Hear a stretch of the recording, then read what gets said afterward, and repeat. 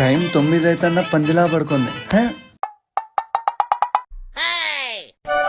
మహి, చెప్పండి. శారీలో అచ్చం మహాలక్ష్మిలా ఉన్నావే.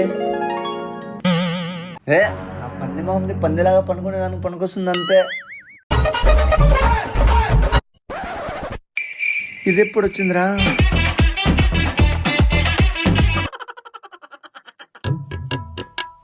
ఏమండి, ఈరోజు తొలి ఏకాదశి, మీరు బాగుండాలని వ్రతం చేస్తున్నా, నన్ను ఆశీర్వదించండి.